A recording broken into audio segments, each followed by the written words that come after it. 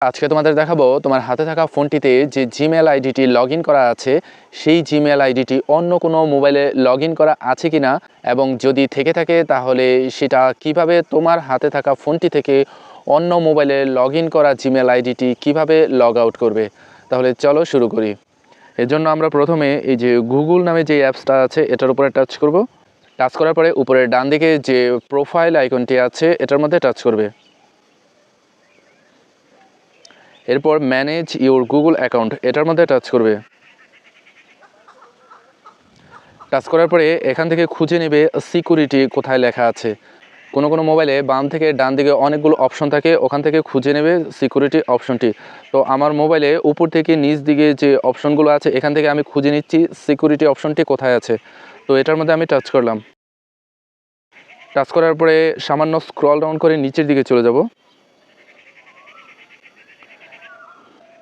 এখান থেকে খুঁজে নেবে ম্যানেজ অল ডিভাইস। তো এই যে দেখো ম্যানেজ অল ডিভাইস এটা আমি পেয়ে গেছি।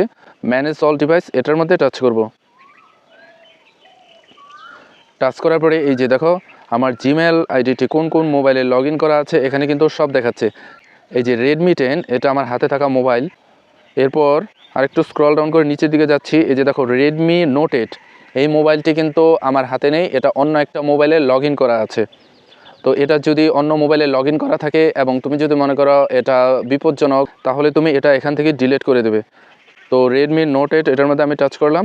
টাচ করার পরে এই যে দেখো বাম দিকে সাইন আউট লেখা আছে, সাইন আউট এটার মধ্যে আমি টাচ করব। টাচ করলেই অন্য মোবাইলে যে আমার জিমেল আইডিটি লগ ইন করা আছে সেখান থেকে কিন্তু রিমুভ হয়ে যাবে।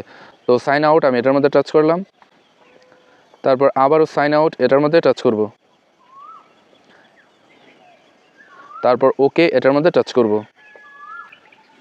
তো বন্ধুরা এভাবেই তোমার হাতে থাকা মোবাইল দিয়ে অন্য কোনো মোবাইলে জিমেল লগ ইন করা থাকলে সেটা কিন্তু তুমি এভাবেই রিমুভ করে দিতে পারবে। ভিডিওটি যদি ভালো লেগে থাকে তাহলে লাইক, কমেন্ট, শেয়ার এবং সাবস্ক্রাইব করার অনুরোধ রইল।